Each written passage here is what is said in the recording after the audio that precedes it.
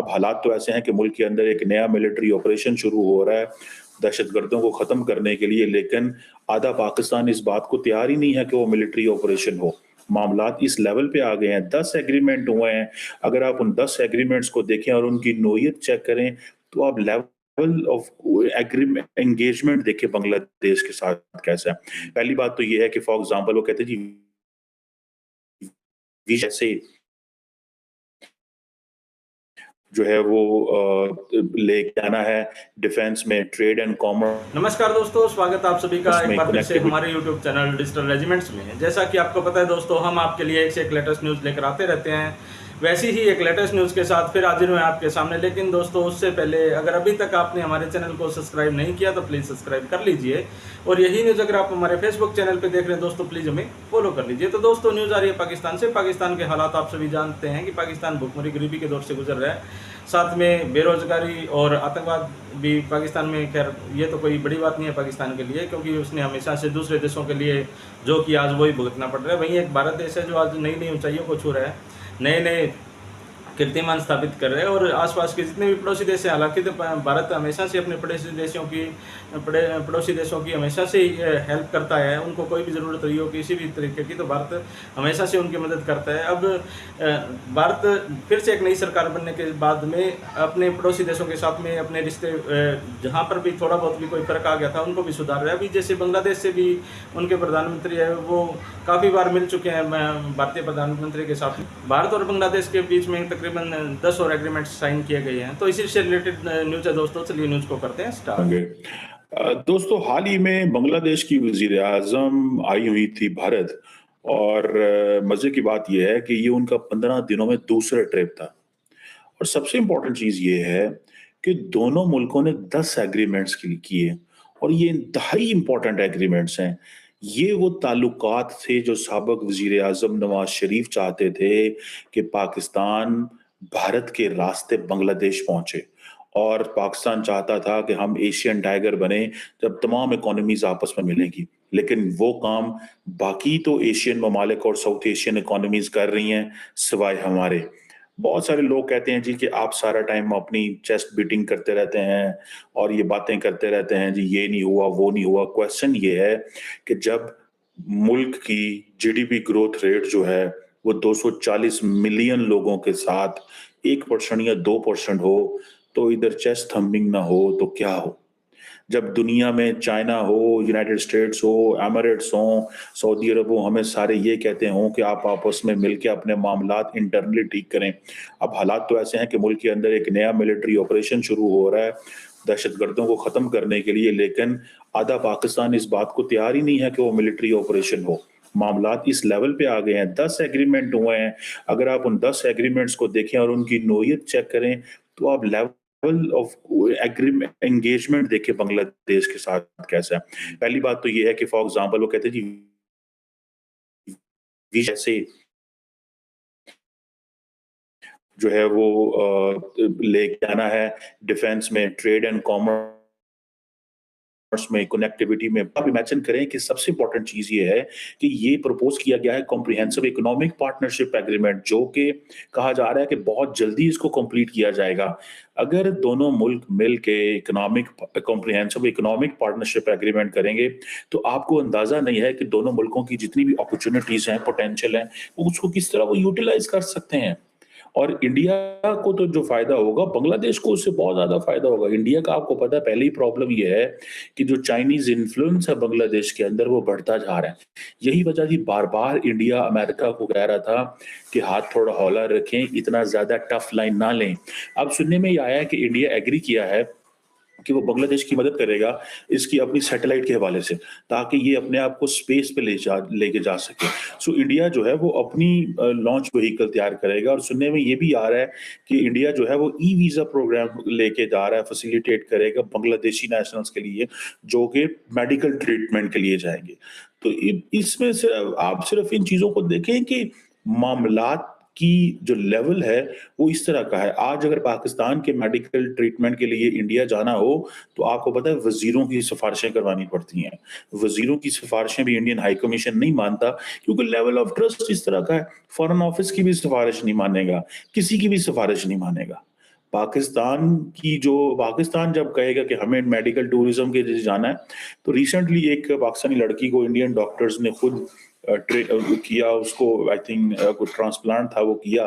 लेकिन क्वेश्चन ये आता है कि ये फैसिलिटीज उनको मिल रही हैं बिकॉज कि इंडिया बांग्लादेश के मामलात बहुत ही अच्छे हैं। फॉर एग्जांपल, अब जितने भी इंपॉर्टेंट एग्रीमेंट्स हुए हैं ये स्टेट विजिट के दरमियान हुए हैं। जब आप स्टेट विजिट करते हैं तो आप तस्वीरें खिंचवाने नहीं आते, तब आप ये नहीं करते कि सिर्फ तस्वीरें खिंचवा जाएंगे। अब शेख हसीना वाजिद के ऊपर भी बड़ा प्रेशर है, और वो प्रेशर किस चीज का है? वो प्रेशर इसलिए है कि हसीना वाजिद के ऊपर प्रेशर ये है कि वो और जो अपोजिशन खास तौर पे वो क्या कह रही है, अपोजिशन तो ये कह रही है कि भाई साहब आप तो इंडिया की मदद लेके पावर में आए हो, आपको हर तरह से इंडिया सपोर्ट कर रहा था, और इंडिया आउट कैंपेन की बातें हो रही हैं। सो हसीना वाजो जो है वो जितने भी एग्रीमेंट्स लेके गई हैं बेसिकली, तो उन्होंने अपने मुल्क के लोगों को ठंडा किया है कि इंडिया के साथ हमारे कोई पॉलिटिकल मामलात नहीं है, हम इंडिया से इकोनॉमिक इंसेंटिव लेंगे।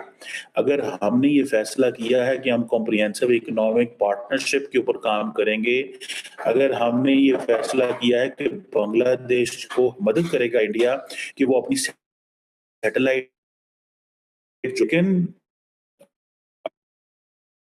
अब फॉर एग्जांपल बांग्लादेश की जो मेन ऑपोजिशन है, नेशनल पार्टी जो लीडर है एक मिर्जा फखरुल इस्लाम आलमगीर, उन्होंने ये कहा है कि बांग्लादेश जो है वो तो इंडिया के साथ सही मसले ही उठा ही नहीं सका। और ये जो बेनिफिट, ये 10 एग्रीमेंट हैं ये इंडिया के बेनिफिट के लिए हैं। इंडिया और बांग्लादेश का जो एक बड़ा इंपॉर्टेंट मसला है वो तीस्ता रिवर के ऊपर पानी शेयरिंग का मसला है, जो कि बड़ा क्रिशियल इशू है। इसके हवाले से बात की। अब फॉर एग्जांपल जी, अब ये जो जो दरिया है ये तो हिमालय से निकलता है, और इंडियन स्टेट जो सिक्किम है, वेस्ट बंगाल है, वहां तक जाता है बांग्लादेश से गुजर के, ठीक है जी। और अगर आप ये देखें कि अब तकरीबन 21 मिलियन लोग कहते हैं कि इस जो है ना रिवर के ऊपर डिपेंडेंट है। 21 मिलियन का मतलब है 2 करोड़ लोगों की जिंदगियां इसके ऊपर डिपेंडेंट हैं। ये बहुत बड़ा एक आप समझ लें कि ये चीज है। सो एक तरफ शेख हसीना वाजद जो है ना, उसके लिए ये नहीं है कि वो बांग्लादेश आई, इंडिया आई हैं तो उनके लिए कोई चीजें खोल दी गई हैं, उनके लिए बड़े सीरियस किस्म के मसले हैं। अब देखना ये है कि बहरहाल सुनने में ये आ रहा है कि इंडिया की एक टेक्निकल टीम जो है वो बांग्लादेश जा रही है, और इसी हवाले से ये जो तीस्ता रिवर के हवाले से डिस्कशंस के हवाले से कि ये इसकी मैनेजमेंट क्या करनी है और कैसे करनी है, और ये वाटर शेयरिंग कैसे होगी ताकि कुछ इस तरह का हो कि ये लॉन्ग टर्म ये हो, दोनों मुल्कों के लिए मसले पैदा ना हो।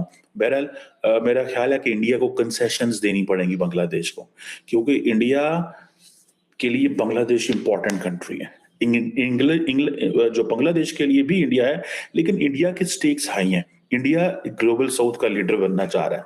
इंडिया खित्ते में अपनी हेजमनी की बात कर रहा है। India is an aspiring great power. तो when an aspiring great power you have to give concession to smaller countries the way Americans are giving concessions to India these days. So ये concessions देनी पड़ती हैं, ये देनी पड़ेंगी। ये आप देखिएगा आइंदा आने वाले दिनों में ये होगा। अब ऊपर से चीन भी आ जाता है, वो है तो कहता है जी कि हम बांग्लादेश की मदद करेंगे तीस्ता प्रोजेक्ट में, ठीक है जी। अब इंडिया क्या चाहता है? इंडिया नहीं चाहता कि चाइना आए इस प्रोजेक्ट के अंदर। और ये तकरीबन 100 किलोमीटर है वो जो चिकन नेक जो है जिसे कहा जाता है। सो एक जो स्ट्रेटेजिक कॉरिडोर है जो इंडिया को लिंक करता है इसकी तमाम नॉर्थ ईस्टर्न जितनी भी रियासतें हैं उन तक। बांग्लादेश के पास 2 पत्ते हैं, एक इंडिया पत्ता का पत्ता है और एक चाइना का पत्ता। दोनों वो पत्ते खेलते हैं जब उनका दिल करता है, जैसे उनका दिल करता है, जो वो समझ आती है उनको, बांग्लादेश वो करता रहता है। और चाइना जो है वो इंडिया बांग्लादेश के हाथ में है। बांग्लादेश जो है इधर से चाइना को पीछे करेगा तो इंडिया को गले लगा लेगा, और इंडिया को पीछे करेगा तो चाइना को गले लगा लेगा। Bangladesh is a challenge, and Sheikh Hasina Wajed कोई इतना आसान नहीं है उसको डील करना। कोई मुल्क भी जो कोई भी वजीर आजम या सदर, कोई भी हेड ऑफ द गवर्नमेंट जब अपने मुल्क की बात करता है तो वो इंडिया पे कोई एहसान नहीं कर रही, वो अपने जो बांग्लादेश का नेशनल इंटरेस्ट है उसको प्रमोट कर रही है। उस सिलसिले में ये जो सुनने में ये आ रहा है कि शेख हसीना वाजेद जो हैं वो चाइना भी जा रही हैं, ठीक है जी। और ये चीज़ जो है ज़ाहिर बात है इंडिया को भी खटकती है, और शायद यही वजह है कि इंडिया ने कहा कि इससे पहले कि वो चाइना जाए, वहाँ जाके वो अपनी उसको कोई चीज़ें ऑफ़र करें, हम कुछ ना कुछ इसको ज़रूर ऑफ़र कर दें, ताकि बांग्लादेश का को मुंह थोड़ा देर बंद किया जा सके, उसको बताया जा सके कि हम तुम्हारे लिए क्या कर रहे हैं। सो स्टेट विजिट जो है बेसिकली चाइना से पीछे खींचने के लिए, सिंपल सी बात है। इसमें तो पता है आपको, पहले भी हम इस पर बात कर चुके हुए हैं कि ये गो के इंडिया बड़ा नेबर है, चाइना जो है इवन साउथ एशियन कंट्री भी नहीं है, ठीक है जी।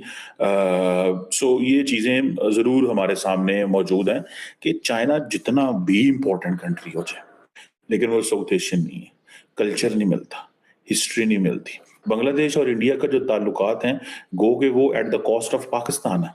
क्योंकि अगर आप देखें तो बांग्लादेश क्या कहता है, बांग्लादेश कहता है भाईजान हमारे इनसे बहुत अच्छे ताल्लुकात हैं, इनसे इंडिया के साथ, क्योंकि इन्होंने हमारी हेल्प की लिबरेशन वॉर में, इन्होंने तो हमें सारा टाइम साथ रखा, ये तो हमारी मदद करते रहे। और आपको पता है कि इंडियन लीडरशिप जब भी जाती देखा दोस्तों अपने कि पाकिस्तान के हालात क्या चल रहे हैं, और भारत है जो एक आए दिन प्रतिदिन एक नई ऊंचाइयों को छू रहा है।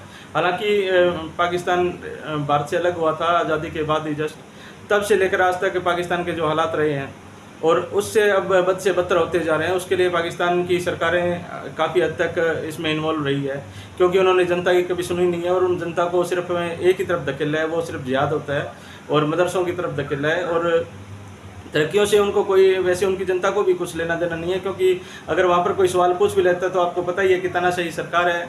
और अगर उसने किसी भी टीवी चैनल ने भी अगर कुछ सरकार के खिलाफ बोला तो वो उनको भी रातों रात उठवा ही लेते हैं। तो दोस्तों न्यूज़ आपको कैसी लगी हमें कमेंट करके ज़रूर बताइएगा, और जल्दी हाजिर होते हैं एक नई न्यूज़ के साथ में। तब तक के लिए जय हिंद, जय भारत, वंदे मातरम।